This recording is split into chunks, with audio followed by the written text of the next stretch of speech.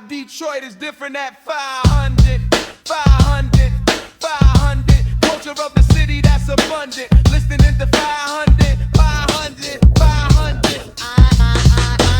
Detroit is different at 500, 500. Culture of the city that's abundant. Listening to 500, 500, 500. Detroit is different at 500, 500. Culture of the city that's abundant. Listening to 500. Here we go.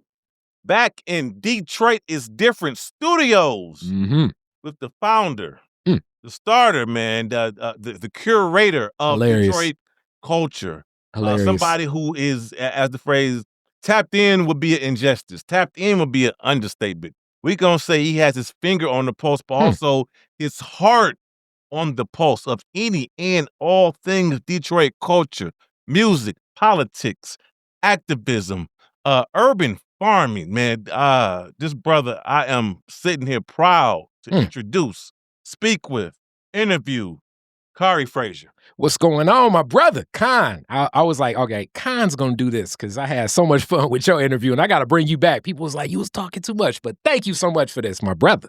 Man, it's my pleasure, man. This is number 500 episode of Detroit is Different, man. And we gonna, let's jump right into it, man. Okay. Because at 500 episodes, and you know, what we know is that people tap into different parts of the journey. You know, there's some people might have, hey, for some people, this might be only the 5th episode they've seen. True. Some people might have been with you from the start of the journey. So just start off by telling us, who is Khary Frazier? Who is this man behind Detroit is Different?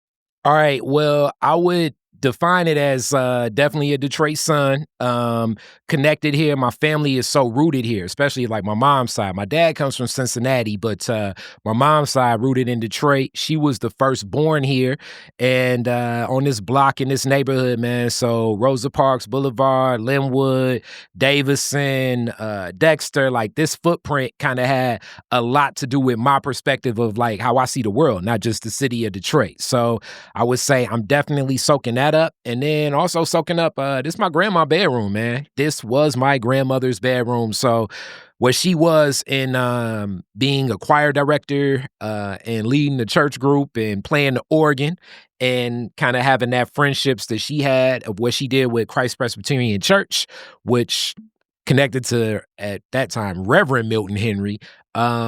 My grandma connected me to like a little bit of that culture, what she always knew, always looking out for us. And my parents, entrepreneurs. My dad, Greg Frazier, CPA. My mom ran a flower shop before I was born, but then definitely worked right with my dad to grow that business. So I would say I'm a little bit entrepreneurship. I'm definitely family down home, and I'm West Side neighborhood. But as I always say, this part of the West Side got a lot of East Side culture inside of it. I like that. I like that. Not, like you said, a lot of entrepreneurship, definitely a native son to Detroit. What is it about your journey that led you to start Detroit is Different? Like, what was that path like to where you say you end up here? Okay, so it's hard to think back in time to like 2011, but like 2011 is when I start finding out about podcasts. And I like podcasts because it was like long form conversation, and I felt like it didn't have the interruptions of talk radio. My mom was big on talk radio, so like Tom Pope and way back in the day, we talking like Martha Jean the Queen, but also John Arnold and a lot of the other people that would be in the talk radio. My mom was like one of those people into it. I was like kind of getting the flow of that, but I always felt like talk radio didn't have the same continuity. So as I started listening to podcasts, it started saying like, all right, this is good music to study to. So like I'd be studying, working on whatever I'm working on. At that time, Henry Ford, I think it's college now, but it was community college then. So I'm at Henry Ford Community College. Between classes, it's like, okay, I can do some studies and I can listen to some podcasts. And back then it'd be like, comedians like Mark Maron or Bill Burr or whatever they be talking about. And they interview like a lot of other comedians. So I remember like interviews of Kevin Hart and him just really talking about his journey early on, different comedians, Patrice O'Neal and other people just telling their stories. And I just like the way that those stories were told out. Even I remember it was something The Champs, it was something with Neil Brennan that was like a writer on the Chappelle Show and like the co-founder of that. So I'm listening to all these podcasts and I'm thinking to myself, all right, now that I'm getting ready to come out with some more music and I want a platform to release what that'll be, let's start this website, Detroit's Different. And my friend said, no, you should say Detroit is different. And I was like, that's cool, but I'm definitely going to have a podcast because I want to introduce people to some of the culture of Detroit that I knew. So this is 2014 Detroit. So like really like 13 into 14. And I've always said Detroit is a cliquish town. And if you don't know or are part of that clique that's in the city, it's like not gonna connect to you. So I said, let me introduce people to the Detroit that I know. The Detroit that up to that point, like, I mean, I'm had, you know, even in a young age, like a lot of journeys that took me through a lot of different parts. So I was not, I say like in these cliques, but I had like connections to these different groups. So let me introduce people through a podcast and these long form conversations. So I start Detroit is Different in April of 2014 at the French restaurant at the time, Le Petit Zinc. And it was the headquarters of the Michigan Citizen newspaper at that time, off Bagley, not far from the main post office downtown. And I had a conversation with Malik Yakini, and then from there, I interviewed Henry Tyler from, I think a lot of people may kind of know, like the New Dance Show and everything like that they were doing, and Carolyn Strio was a rock and roller in Detroit, Ortheia Barnes, Sharon McPhail. Like the first couple episodes are just people that I felt touched in different cultures and walks of life of the city of Detroit.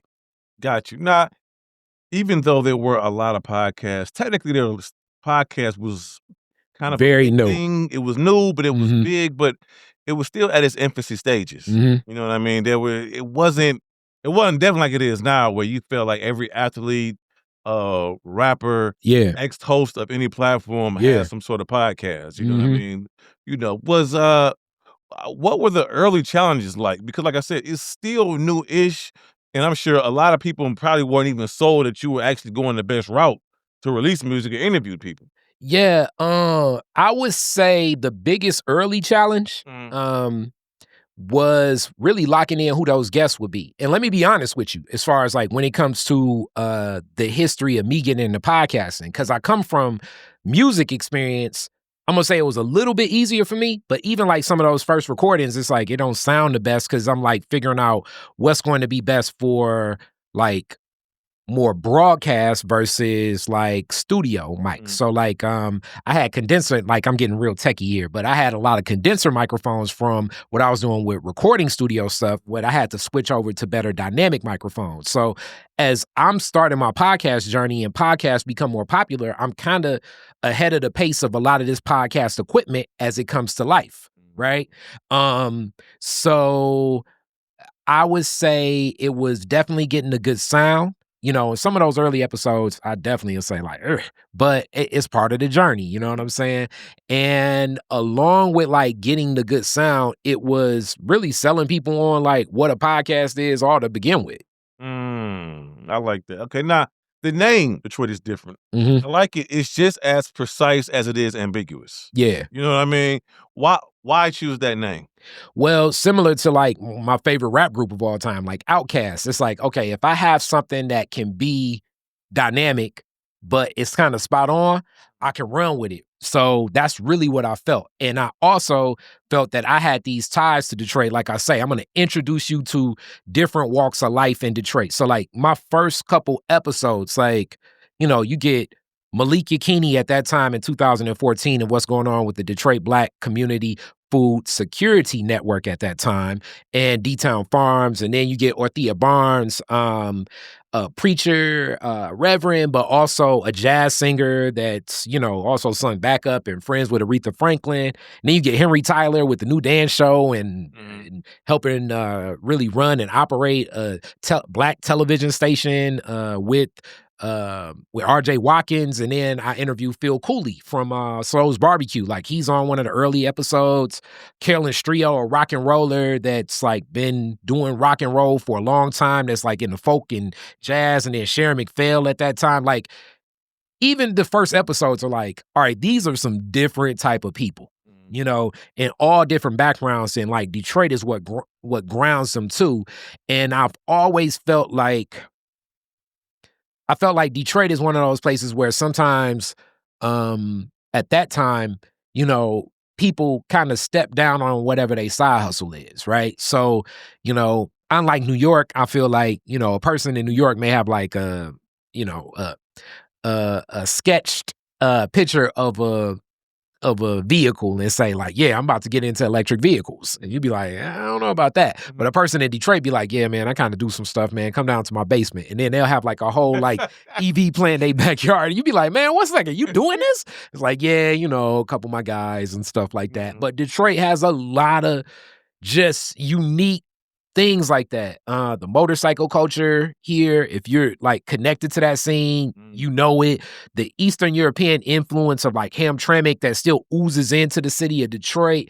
Even like the Muslim Center that's like right across the way. Like a lot of people aren't connected to like, you know, what they do with like the health clinic and support of community and things like that. And like that's right down the street from the Detroit Repertory Theater. And it's like, okay, this theater that was placed here by all of these people into like acting, like it's a lot of stuff like that in the middle of the hood in Detroit. I mean, the bathhouse over there, like on Oakland, like it's all these things that I'm aware of. And a lot of people at that time was just like, nah, man, Detroit, it's just the same stuff. It ain't nothing here for people. And I'm like, nah, it's a lot of stuff here. It's just you gotta kind of figure out a way to meet the people in those groups. And I felt like Detroit is Different was a great way to introduce people to that.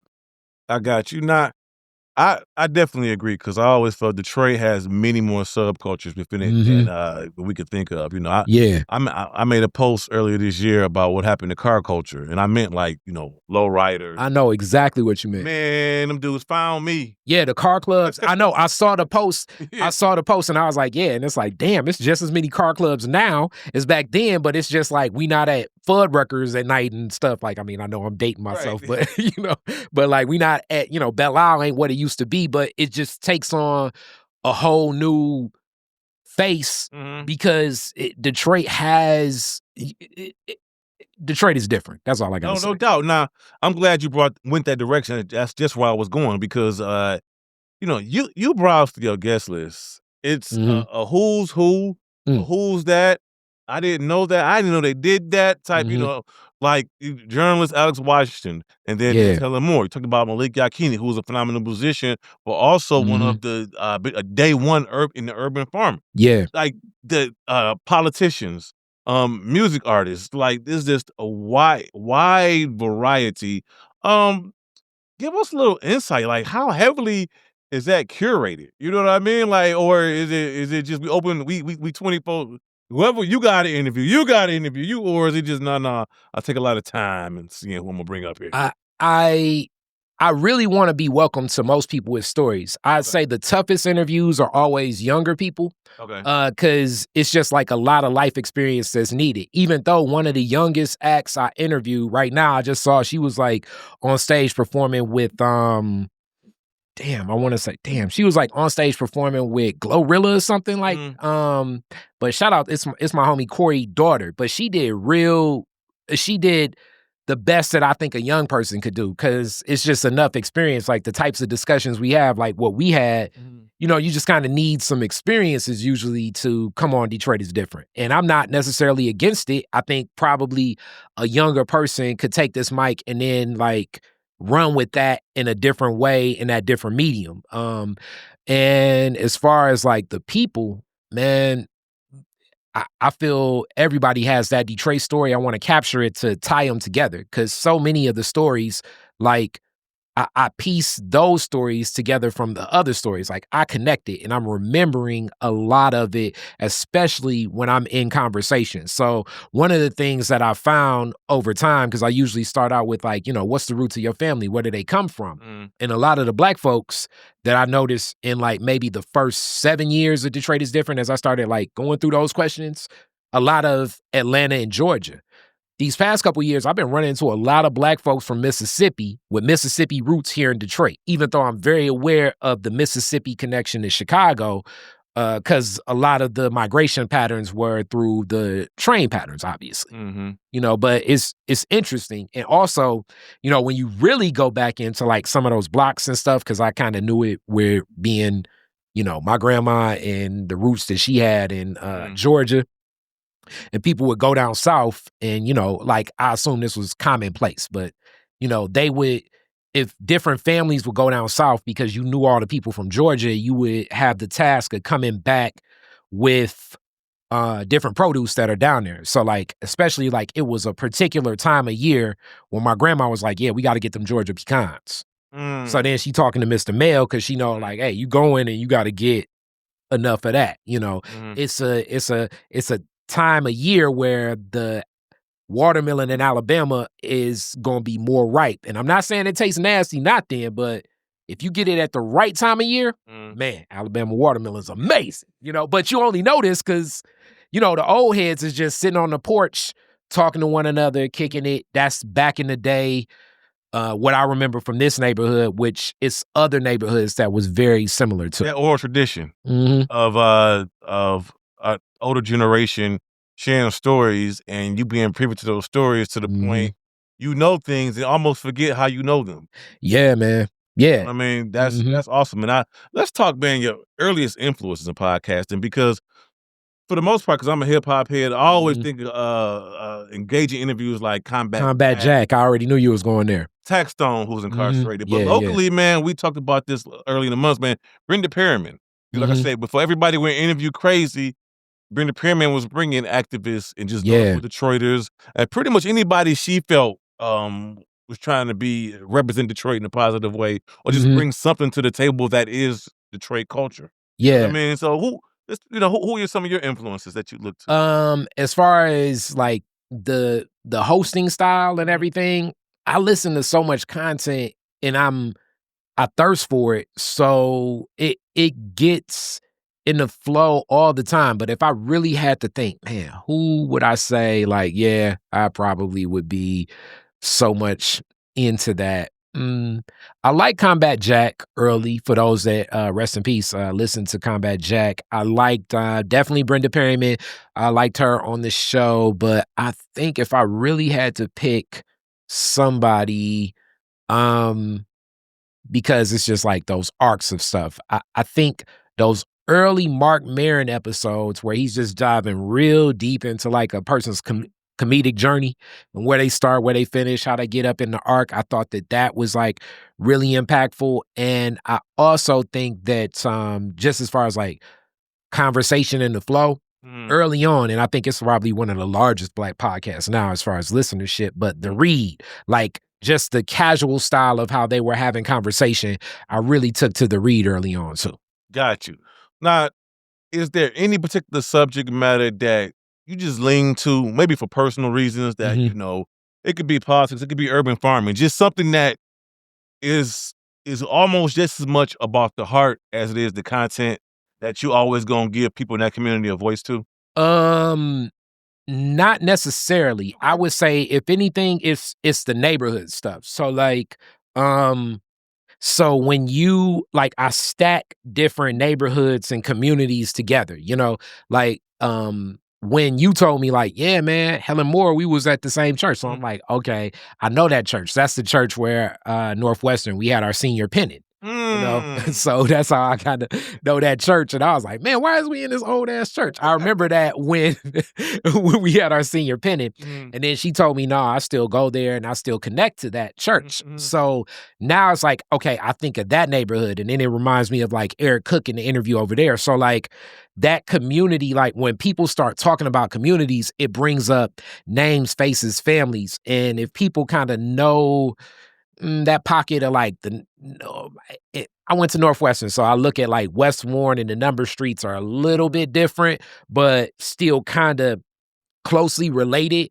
And all of that was what was over there. So like I haven't, Jar McKinney will be coming soon, but I know when she comes here and she talks about the Sound Conservancy and what she's doing with the Blue Board Inn, I know it's going to be like a lot of your story, Eric's story, Helen Moore's story, because all of that's still in that same pocket of like, okay, you have this strong faith-based community there, and you still had like a jazz community there, and you still had like a certain street element there, but like with a certain style and families connected. So that's how I kind of think of stuff. It's like I'm running associations just based on neighborhoods usually.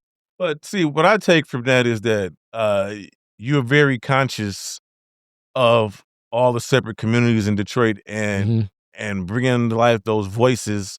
And when you get a couple or get some good ones, you making sure you fill it out. Like that would be like that area, I believe they call it the Lower West Side. Yeah. Like you say, and so now you may got an activist from over there. You may have a politician from over there, whatever that. And I'm sure if you get a chance to interview representatives from city council, I'm not sure what district that is, but that would come into play too. Like, okay, and you filling these spaces out and into all over the city in these communities. Yeah, and I'm gonna say that about that neighborhood too. A lot of times people talk about 75, but from these interviews, so many people talk about when 96 Freeway really broke that community up. So I've had a series of interviews even uplift that. And now we're getting to what splits that community up, and you get one side versus the other side. And I mean, even though he'll never come on, but shout out to Steve of Steve Soul Food. Steve is just like, I just know Steve. Steve like, I ain't about to be on there talking all day. There's a lot of OGs I want to interview. Yeah. He's one of them that I just don't see coming on. Him, Bert, a couple of people. But these communities, and what they carry, and even when we're thinking about Olympia Stadium and Olympia Park, and if I interview somebody old enough, they're gonna be talking about yeah, we used to go to Olympia and see the Jacksons because they'd be down the street. So all of this stuff comes to play when I think of neighborhoods. I think that's important because I always felt that a lot of neighborhoods, it's almost like the Source Awards when Andre said the South got something to say. A lot of people feel like that about their neighborhoods. Yeah. The North End is one. Oh, a lot completely. of people feel like the North End is underrepresented and yo, we got something to say. We stand on a lot over here. We want people to say we here, we relevant. You know what I mean? Yeah, so when I hear North End, and I've interviewed a lot of people, shout out to Kalima. That may be one of my more fun interviews, or Prostell, or a lot of people over that way. But when I think of North End, I immediately think of Aknartoons. And if people know Aknartoons, I'm sure you knew. It was it was a soulful, it was it was like a African-centered soul food restaurant that it was so unique because it would be it'd be street dudes in there, Moors in there, the Nation of Islam will be in there.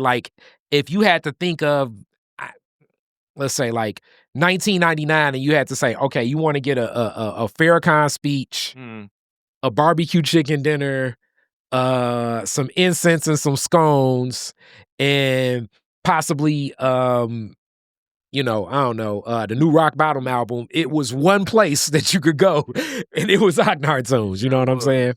But the beauty of that is, I think one of the hardest things I've tried to express to people not from Detroit, and I don't mean honest, I mean just that live in the suburbs, is that different communities could be less than a mile away, but different communities. I was a 6 mile baby. Puritan was a half mile away. Yeah. But Puritan might as well have been 500 miles away sometimes. Yeah. Different community for good, bad, and indifferent. Finkel, 1 mile away is different. 8 miles, 2 miles away that way, different community. Yeah. Even though it's only 2 miles away, but it's different. So the voices over there are different. The representation is different, and a little bit, even though it's all Detroit, a little bit of the culture, a little bit of the flavor, a little bit of their norms. It's, people have so the fact that you've been able and conscious to bring that, knowingly representing those voices and those people into the podcast, I think is important. Yeah, most definitely. So when I think of 6 Mile, and this may be more of my West Side thought of it, I'm usually always thinking 6 Mile around.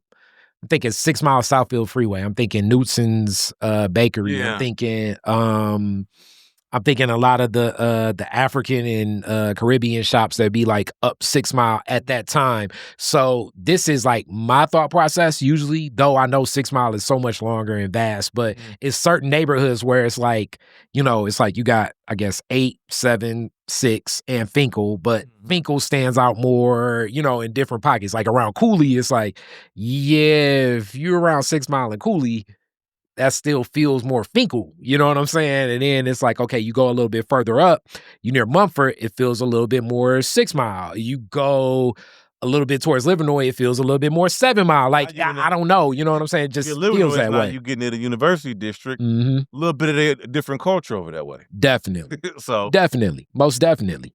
Now, 500 episodes. Can you name any of your most memorable guests or moments from those guests that just definitely stick out? Man. So like definitely what stands out to like most people are like, more like who they be like, man, I can't believe you interviewed them. But that's also sometimes the cool thing about Detroit is different. So some people pop up and say, you interviewed them?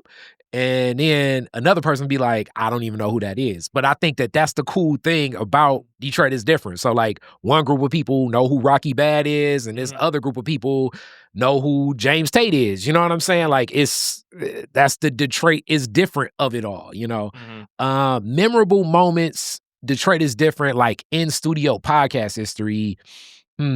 Definitely like those first episodes when I was live at Le Petit Zinc. That was memorable. I did an album release in 2015 where I interviewed Thornetta Davis, and it was at the Jam Handy. It was a fun interview of her.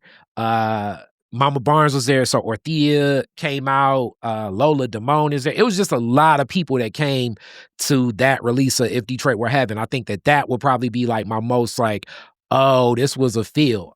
Phil Cooley and Slows, they donated some barbecue, and we had some so it was like, you know what I'm saying? It was a cool feel. My mom was around then, so rest in peace to my mom too. So like Mama Barnes, my mom, it was people that weren't around that were still there. Also Joe Pep from Undisputed Truth, he came out. It was like a classic Detroit is different, like early on feel of like this intergenerational, cross-cultural, and not meaning like different races, even though it was different races in there, but more so like just different types of backgrounds of people all in the same space connecting around Thornetta's story. And that was really fun. Got you. Awesome. Also, man, I have to, compliment you. You attach your brand, which Detroit is different. It's a podcast, it's a brand, to very cool events, whether we're talking urban farming, we're talking the Collard Green cook-off. Did you grow into that, or did that come organically? Because like I said, you'll see that Detroit is different banner, a lot of different stuff. Yeah, no doubt. All right, so I would say first off, like a lot of this work, shout out to Suzanne Clegg that helps with like a lot of the project management of this. Along with Suzanne, it's been support of so many people, like my family. If you come to the Collard Green Cook-Off, you're going to see like Vicky, Mary, holding it down for me. Even my cousin Lumumba. Family's very supportive. And then also like the crew and the team that I got now, I got my little homies, but they almost like it's like I'm becoming more of an OG or whatever, but they hold stuff down with camera and everything. So a great crew. But how the connections come is people want to collaborate and it makes sense. And early on, it's like, let's do everything. As time has gone on, I've looked to make things fit a little bit more. So in 2019, and so many people like start like 2019 before the pandemic, I did the Detroit is Different Festival. I know early on that year, I was like, we need to bring this to life, because that was when it was more podcasters that were here. And I said, I want each podcast to have an experience and bring something to life. So that brought the My Natural Hair Show and these relationships with all these wonderful natural hairstylists. That also brought like the continuation of a series with female MCs that I've been doing with Piper Carter. We found hip hop and women MCs because Piper was like, don't nobody want to watch women in hip hop. I was like, Piper, I'll put a stage together and let's do it.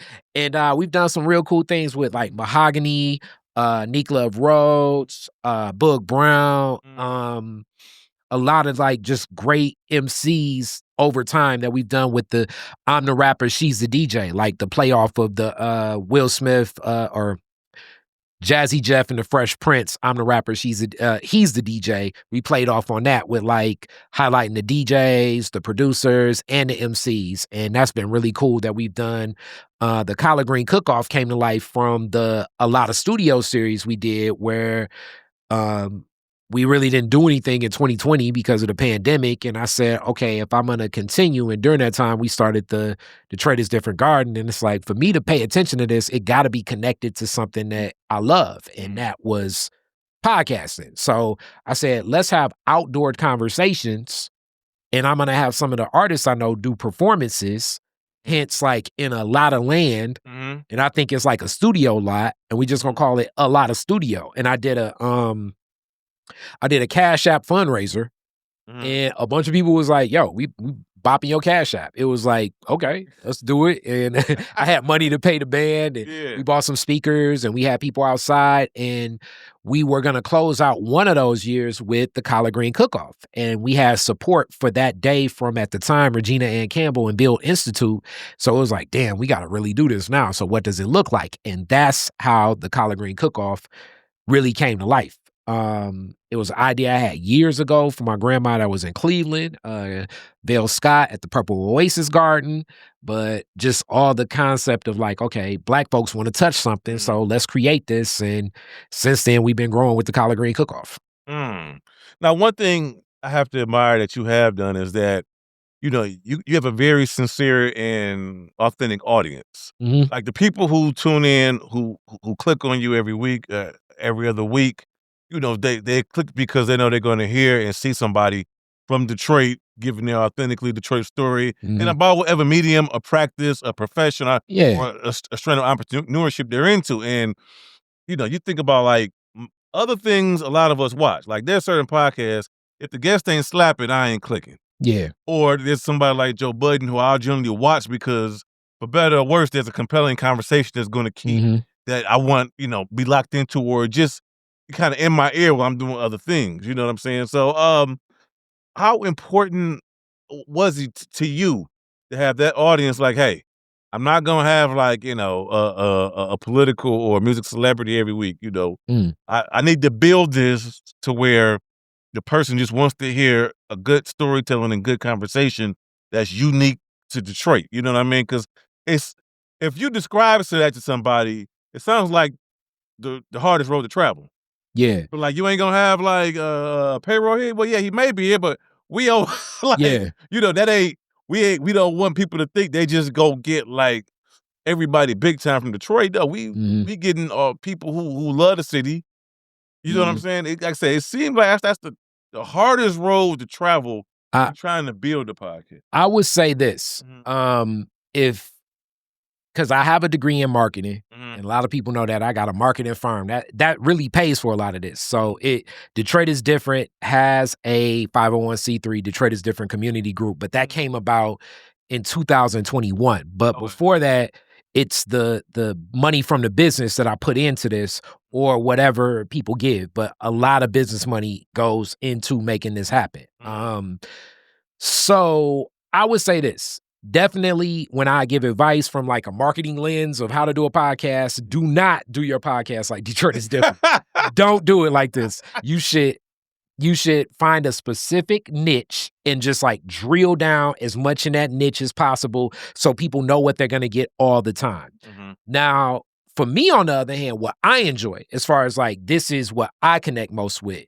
If you know me, depending upon where my mind is and my state and where I'm at, and most times when I'm interviewing, I'm there, I'm that kid that always had a bunch of questions for damn near anybody. And I can be very introverted at times, but very extroverted in the right conversation. So I'm going to bounce through. We going to find out. I want to find out just as much, and I'm just much more interested in people that want to talk. So what I found in these conversations over time, just talking since being a kid, is sometimes the most interesting dynamic conversation is with the person that you think you would not have an interesting conversation with, because their observations of things are just so different. Like, rest in peace, Duke. Like, Duke from the Four Tops, before he passed, it was like they were like trying to work on getting him here.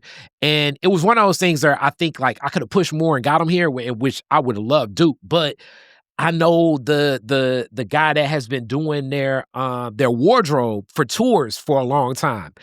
But the stories he tells are just so colorful. It's like, oh man, one second, I got to get you on the mic. So it's like, it's sometimes like a person around an energy, around a spirit that's connected to things, that's just observing things, that can give you the most dynamic stories because their connection to it is so different. And what I found is like, you know, if it's let's avoid this, let's avoid that, the person just really wants to present or drill down on whatever they're selling or whatever they're pushing.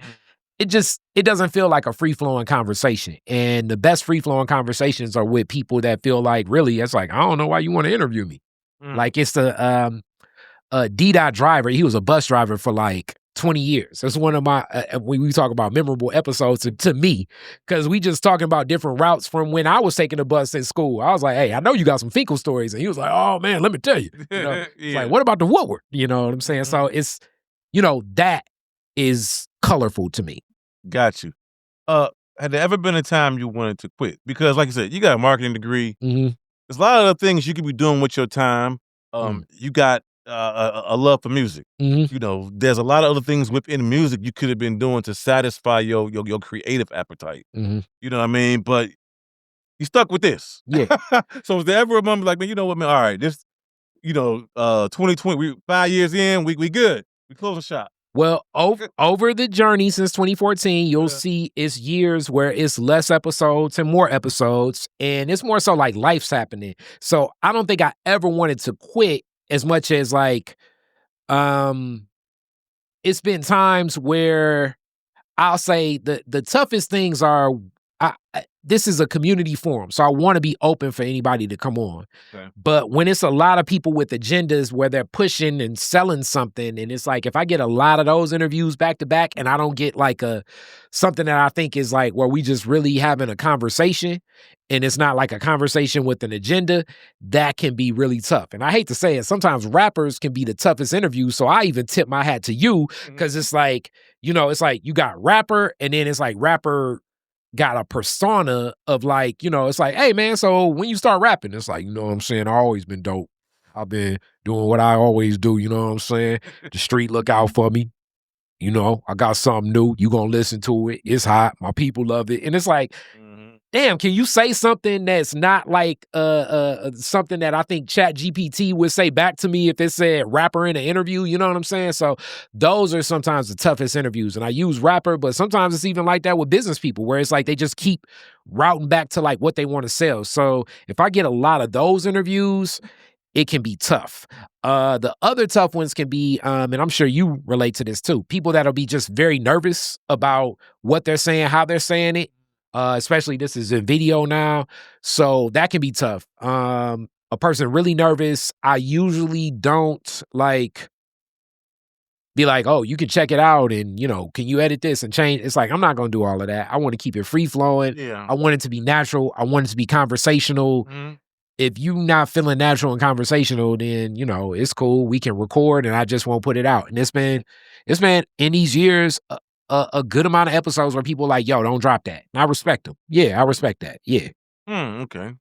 That's dope. I mean, I think that's commendable, because I think part of I think with that shows, like you said, like you don't necessarily want to lean on the people coming here and selling this. Whatever they selling, whatever agenda, whatever campaign, whatever music, and that same strand and that same energy, you ain't clickbait. You ain't trying to just, no, you recorded and you said something wild. Like, you know, I'm pretty certain I've never seen, I don't think, an insincere headline. Like you drop your snippets. Yeah. You know, I never seen like, rapper says that, you know, he tried to steal the Joe Louis fist. Yeah. I'm not And this is what's so weird. I've also had I know it's been some people that wanted to come on here and like use this as an apparatus to do more clickbait stuff, but it's like this really ain't the forum for that per se.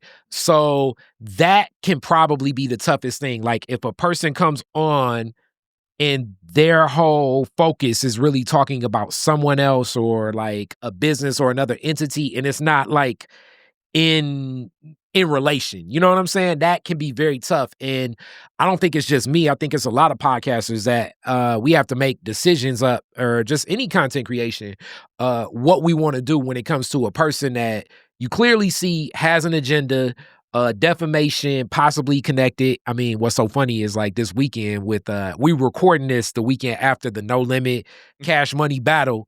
And for a while it's been like some people connected to Mercedes people that's like, yo, we could get her in here and she wanted da-da-da-da. And I'm like, I'm open to it, but you know, I think y'all should watch how I do Detroit is different. You know what I'm saying? Yeah. And know that that's how the forum gonna be. And it may not necessarily be what you're looking for as the right outlet. Though I welcome it if you want to do a Detroit is different. But if you want to do like a you know what I'm saying? This isn't like the place where you're gonna probably get a lot of clickbait stuff. Yeah, well, and not only clickbait, but I commend you on that because my motto has always been, especially, me and you in a similar age bracket where we've lived through different rappers passing away. Yeah. From violence. And so I always said I would never pen anything that would cause two human beings to want to commit violence against each other. Oh, you know what I mean? And I get it, I'm more comfortable with known things.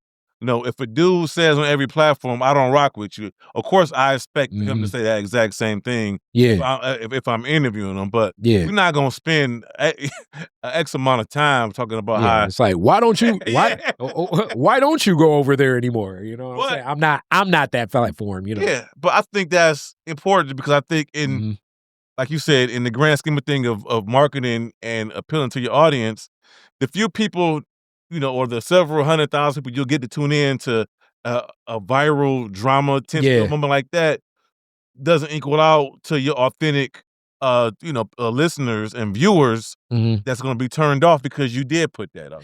And I'm going to tell you, like, over time as it's grown, and we deal with all types of stuff, like even as I'm currently recording right now, I've like with the success comes like things I didn't expect to happen.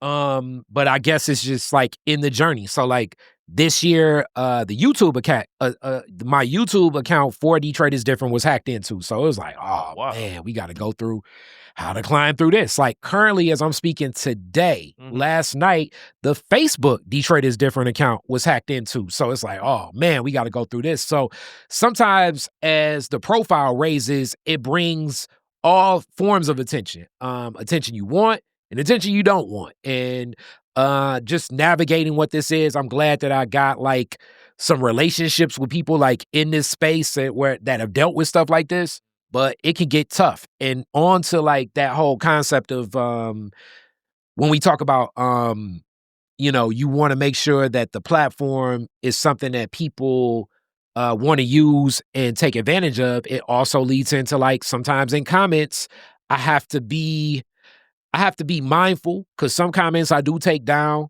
when it seems more like it's like defamation. Now, if it's like challenging something, I'm open to it. One of the clips on Facebook that man, I want to say it was like up to like 300,000, maybe even 500,000 views, was a clip of Helen Moore talking about her grandfather that was enslaved, and then from slavery, how he built in that Tennessee town, like taking pieces of coal and everything. But it just went into, I guess, like when that came out soon after the election, it became like a MAGA liberal Black history, Black fatigue, white racist like discussion that just started like spiraling, like where it's like, damn, I can't even really keep up with what's happening here. So the commentary and what's happening and monitoring the engagement of how things are happening, I'm definitely going to be paying a whole lot more attention to as I figure out, how to navigate through these challenges of the new success that has brought more attention. I think I'm glad you brought that up. I think in this current, I'll tell you, well, just from my experience and just dropping monologues, interviews. Yeah. Magna Climate has been tough because it's not that you don't want to ignore things or speak on things or just have genuine discourse or anything like it's just it just hijacks. Yeah, where we go so far from whatever we were talking about and we go all the way there. So even if it's somebody that, it's been a couple people that's like, certain things that I just know would be more salacious. And like back when we did the other podcast, like we had other vehicles for things like that, for more common conversation when people want to talk about like what's going on with relationships and black men and black women. And it's like, all right, I hear where that is and I know where that can go. And then where the commentary can spiral out and everything, I don't necessarily think that this is the right vehicle for it. I'm not against vehicles for that, but also refereeing where things go. And I'm glad that I've seen in a lot of other podcast journeys that like, yeah, the more you get into like it's funny you brought up Joe Budden because I liked it when this podcast will be named later. I like go that far back with the Joe Budden podcast. And when it felt like it was just homies kicking it, it was so much more cool than, as the business part got more into it for me as a listener. And that's just me, how I'm with it. And I'm not against where things go, but like even recently it was like a big back and forth between Queens Flip and Mark Lamont Hill. And that ends up like moving to the forefront versus like whatever just the show is. Yeah. Although I think I didn't like the spin cycle that came out of it. Everybody kind of picking it apart to fit whatever narrative they were pushing. And some people just naturally spoke on it because it was an interesting discussion. And I thought, honestly, I felt that people in spaces like me and you, who we interview everybody from activists to intellectuals, people who are incredibly politically astute and to people who gonna ask you who's running again. Yeah, I thought that was a very interesting back and forth, and interesting in how to handle that space. Because, like I said, you don't necessarily want to like pimp it. And this is where I think being in presence where podcasting has really become a entertainment vehicle. Period. Like I left the Afros and Audios podcast that was in Baltimore. It's like a black podcast festival that's been put together for some years. Shout out to Talib that does that. But they were just talking about like, Netflix getting into podcasting, where things are at, the entertainment vehicle for it. And where do you go and what do you want to do with your voice? How do you connect with your audience? And right now, what it is, we have to be more mindful. So like a lot of the rules that I'm glad I've been in it for a while, and I'm even like flattered, kind of humbled that like it's people that's like when they talk about Detroit podcasts, they're like, oh, Detroit is different. You were like, cause like, yeah, I'm like an OG in this space, and it's like, damn, I've learned over time, and I'm glad that I've like built what I built, how I built it, as far as the style of how I interview, so people can at least say to themselves, okay, this is a vehicle where it's definitely not going to get salacious. It's not going to look for the clickbait, but you can really get to tell your Detroit story. Nice.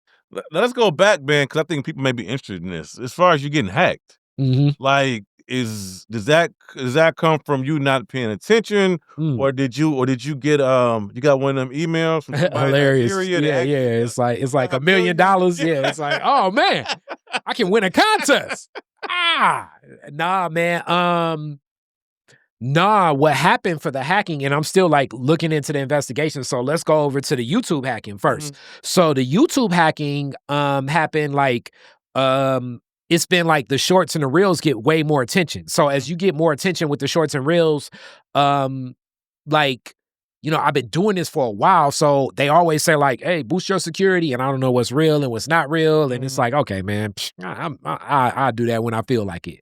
should have been on top of it a whole lot more. So like from like the boost of security, it would be like claims of like, take this down, not take this down, take this down, not take this down.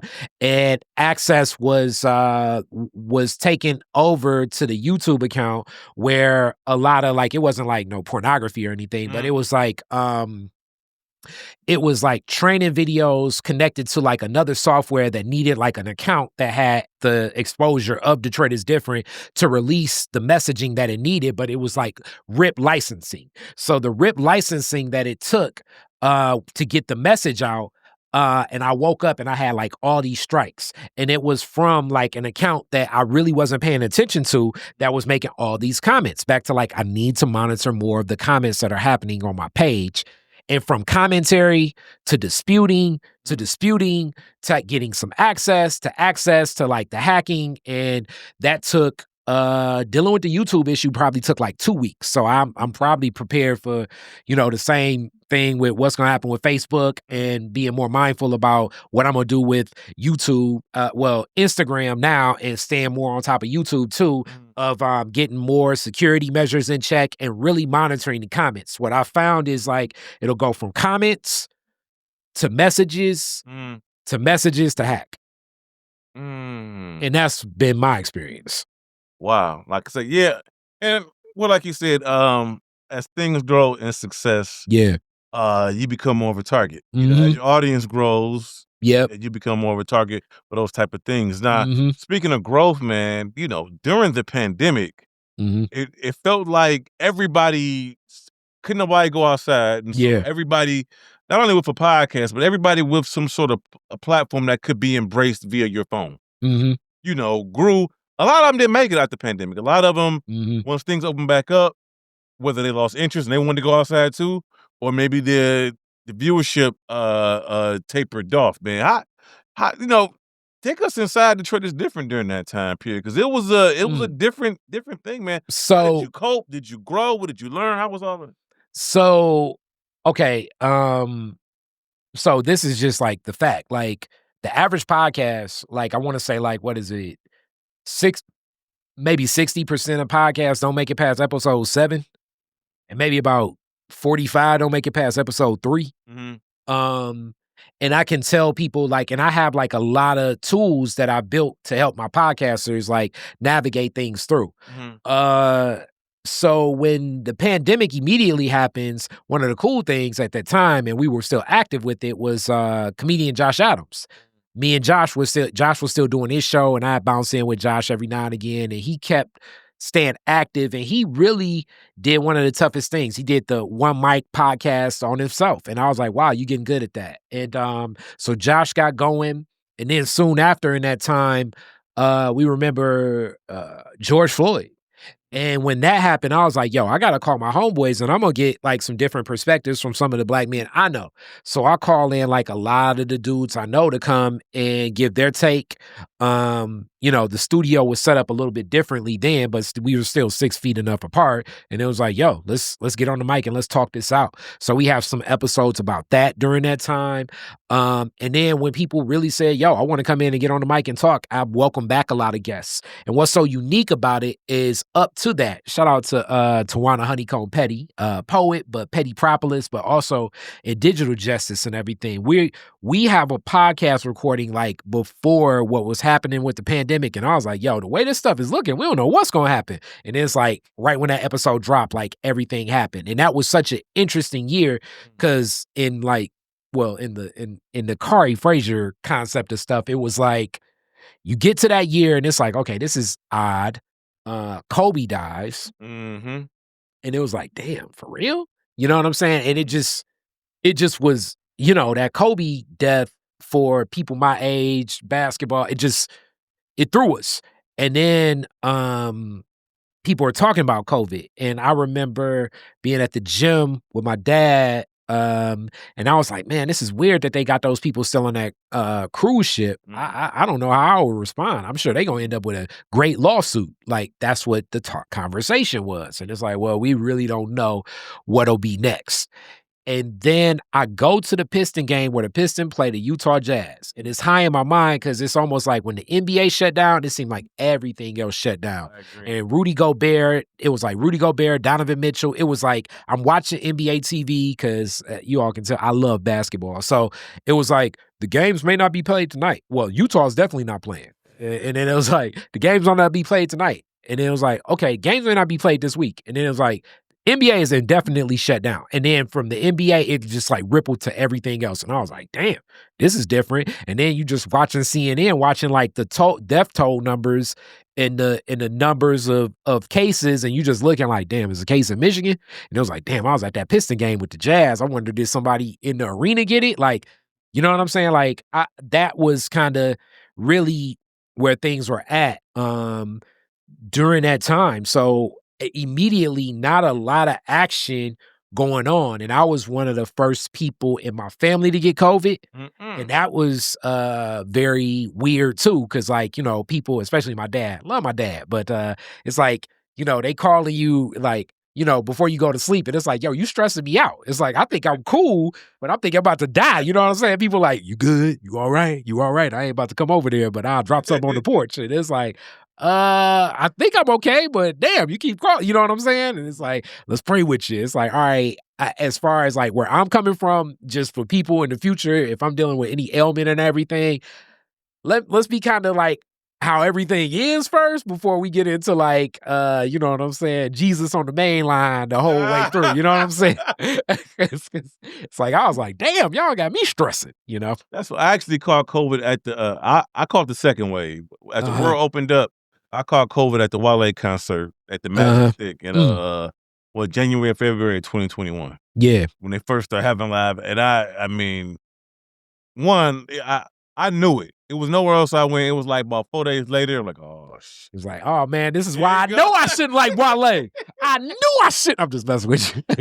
I was like, oh, man, here we go. But did you ever, you know, just in this conversation and discussion right here, yeah, you know, we've learned about your marketing degree. We've learned about your music background to a degree. We've learned how you kind of built this, you know, as my man Franklin say, one brick by brick. Yeah, man. Brick by brick. We've learned a lot, man. Why have not you ever ventured into just a straight monologue platform for a little while? Kind of like my man Wayno do. His, you know, where he just kind of sits there for 15, 20 minutes about whatever he thinks that, because you got an opinion and a perspective from across the board in various things. You know what I mean? So what keeps you from going that route a little bit? So something like that will be coming. Oh, okay. Along with like me and you gonna do something soon too. Okay. So like 2026 will be a fun year. So there may not be as many Detroiters difference in 2026, but it'll be some other vehicles for fun and expression and content creation. So it'll be something along those lines that definitely will be presented. A couple different shows. I felt like I jokingly used to say, like, Detroit is different was like YMCA of podcasting, because I didn't charge my podcasters to podcast here for so long. And that was cool, and learning, you know, people and having a public space and working in a community space, how people, you know, run it and connect with it and everything. Shout out to Joe Black, that's been like the audio lead engineer here for since then, and what's become of it. But now I'm looking to launch some different content in different ways, and it's gonna be fun. So yeah, something like that will be coming. Nice. So how many? Okay, your podcast Detroit is different. Does anybody else broadcast out of this space Currently, or just the history? Like, what's the most? Oh man, how many people have come through here and utilized the space, you think? At the height, it was like like running in a month, I would say you would have maybe 14 different podcasts using the space. Oh wow. Yeah. So it'd be like Group Text, the Piper Carter podcast, My Natural Hair show. My Natural Hair, the podcast, Titties and Tacos, Josh Adams, Group Text. Man, yeah, it was a lot. Nobody was paying. Community, no. Some people, out, bro. Hilarious.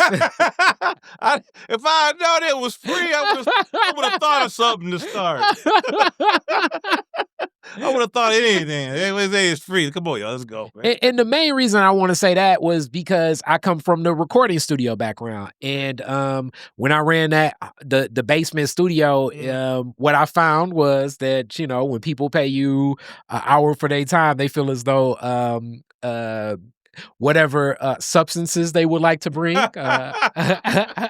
whatever romantic partners they would like to bring, whatever dice game they would like to bring. It's like, oh man, I'm paying for the time, and it's like, nah. Let's establish a different rapport with this. And I felt like I wanted more people to just come to Detroit as different, because most of my opportunities in life I've only amplified by sharing them with others.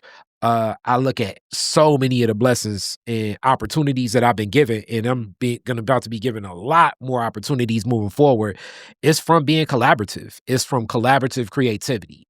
So that was the thought process. And I'm not necessarily completely against something like that happening again. I just would like to focus a little bit more if we were going to work on doing something like that. So maybe, ain't no maybe, but I could definitely see in the future, after we launch a couple more of these other shows, like talking to some people and saying like, all right, what would it take to create some concepts with some other people that could grab the mic and I think get some great content set.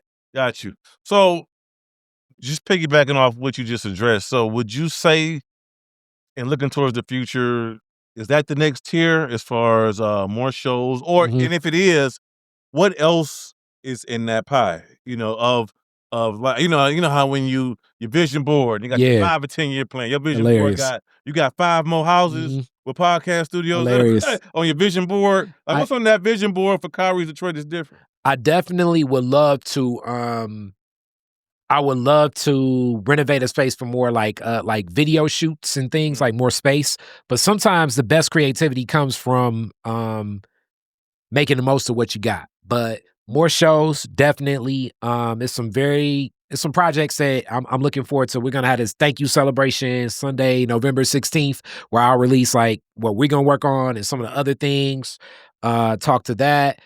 Definitely more events and some more film projects. I've done like some short films, but I can share this one, that a concept that I would like to do. I would like to tell the story of that first Detroit Black firefighter force, the Detroit Phoenix. My homie, like one of my best friends, DeJuan Wooden, his father, Marquise Wooden, was a part of that force. And it's like some other people like Hester Wheeler and Tom Hardiman and just people like a lot of different stories. And I'm sure we could probably get like the post office and other spaces, but I'm just connected to that firehouse. And they just were some cool dudes. So I think that would be like a really cool story to tell.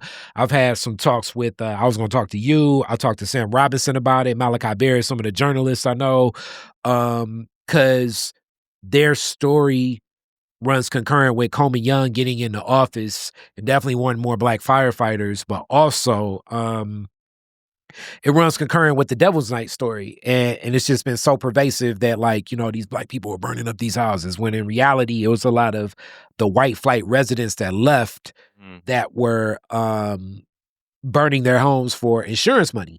And it was a lot of the Detroit Phoenix that were fighting these fires that knew that. So, like, I think that is a story to tell. And some of those firefighters have gone on to be like multimillionaires and stuff because, just you work in a firehouse for like 2.5 days straight, and then you got the rest of the week, quote unquote, off or whatever to do different things. I think it's some unique stories from those brothers that were like in that Detroit Phoenix. Wow. Yeah. That I was looking forward to. I'm sure a lot of people will look forward to that, that type of storytelling, especially like you said, knowing somebody whose father was in it and can give you details in real time and from a very authentic place. And that's not to say I have anything against people that research facts, but can't nobody tell you how somebody feel by reading it. You got to be related to that person or be that person to say, no, when he was in it doing it, this is where his spirit was at. So, and another like documentary project, though, this one's gonna be heavier, and a lot of people know of it, and it's connected to a lot of people I know. But I do believe it needs to be told, especially in the arc of like all these like crime podcasts, because people have this fascination with the way I think we put crime in American pop culture, popular culture. But I want to do something around the New Bethel shooting. And the New Bethel incident with the Republic of New Africa. Mario Bedelli, Mama Amar shared her story of that. And she was like, yeah, you know, so many other people were there at that time. And to tell that story in its many accounts, but it also kind of speaks to the Republic of New Africa. It speaks to Gaedio Bedelli and Mario Bedelli and the brothers. And then also just New Bethel Church at that time and the relationship it had with the community, connecting to the Goal organization before the Republic of New Africa is founded, and the Nation of Islam being there next to Central, like not soon after the rebellion. Like, it's just some facts that I think that story is very dynamic, especially, you know, being at that time, like Aretha Franklin's father's church at that time. Like, it's some things that I think are very unique about that story. Wow. Khary, what are you most proud of? Whoa. Most proud actually of so Detroit is Different is founded in 2014. This is my grandmother's house. It was actually like, anybody ever buy a house, it's like you sign a lot of stuff, but property I bought. But I'm most proud that opening up Detroit is Different, this incubator space, because that's what I call this space. It was with my mom. My mom, before that, my friend DeJuan that I talked about, he was here, and I was like, okay, we were thinking we were gonna get my granny from Cincinnati to move here. But granny was like, hey, and I was like, okay, I'm gonna do the studio over here. And then I said, let me work with my mom a whole lot more as putting this whole vision together. And she was really working with me like up to that point. I remember the day that we like putting some of the final touches together. Like it's a message that's downstairs. Like, we write it together where we tell the story of the house. And like, I rewrote it multiple times. Anybody that knew my mom, Jan Frazier, knows like she'd be a stickler for like the way you tell a story. So we rewrite it, rewrite it, and she said, it works. And she says, okay, we're gonna come over, and I'm gonna come over, and we're gonna share some dinner. She really liked Real Kebab over there in Hamtramck. It just reopened, so she brought over some Real Kebab. My godmother, rest in peace, also Joanne Watson, she has Mama Watson comes, and she's like, we could do this and we could do that. And it was like unique because up to that point, my mom really was working mostly with my dad and his business, and we were like sharing time with my mom. She was like, between like, as my business was growing, Creative Differences Marketing, and my dad's business was kind of like where it needed to be, she was working with me on like the Motor City Match contracts and some of the other things, the Wayne County Aquatic Center. And this was like that project where she was like, yeah, we can really do some things here. And I remember like so vividly that last lunch we had, me, my dad, my mom, Joanne Watson, we're just here in the studio before anything's ever recorded, and we're just talking about the vision. And Mama Watson, if anybody knows her degree from U of M, her bachelor's is in journalism and broadcast too. Hence, the Wake Up Detroit was a TV and radio show, but radio show for a long time. And we're just talking. She's giving game. My mom really is liking it. And that is the last memory of me and my mom interacting, because the day after is the day that morning she passed away of a brain aneurysm. And I remember she was talking about like, I kind of got a headache, but I'm gonna just go in and lay down. But that was like kind of like so that lunch, yeah, pretty much the last interaction I had with my mom. And it commemorates the space. Yeah. You know what I mean? That, you know, like, you know what I mean? however symbolic you want to be about it, Yeah. that's essentially what it did. Yeah. So yeah, I get that. Yeah, so it was like, to think, and now, my mom, my godmom, you know what I'm saying? Like, both of them have passed on and transitioned from this physical space, but definitely were very supportive of where things were going too. And it's like, I don't try to like, I don't try to like keep so much on my shoulders with it, but I definitely recognize the abundance of blessings of people that are like moving things around for me that I know aren't in this physical realm of how this Detroit is different even comes together. Like it's I can't even tell you like some of the things that have happened through Detroit is different. I can't believe it. My project manager, I remember it may have been like, because this started in 2014, it may have been like 2016. Suzanne pulled me to the side and said, "Oh man, you figuring out even how to get some money out of that?" And I was like, "Damn, I didn't even like put it together like that in the beginning." I think it was like a partnership I did with the Detroit Drunken Society and my guy Brian at the time, where I was like, "Wow, this is coming together." Nice. Mm-hmm. Man, I think that's where we need to end it at. Yes, sir. Thank you so much. Thank you so much. Man, hey, I just know I'm looking forward to the next 500 episode. Oh man, that's how I see it. I'm looking forward. If we can do another 500. It took you 11 years. We're gonna try to get this next 500 done in half the time. 5 years. Oh man, that's gonna be tough because I'm gonna be doing more content. It may be some other people on the Detroit is different mic. It's gonna be like Detroit is different with. That's what we gonna so what's this 2025? So 2030. 1,000 episodes. I'm putting it out there. Let's do it. Let's get there. Detroit is different. Let's go. All right, I love it. Thank you, sir. Thank you. Peace. Detroit is different at 500. 500. 500. Culture of the city that's abundant. Listening to 500. 500. 500. Detroit is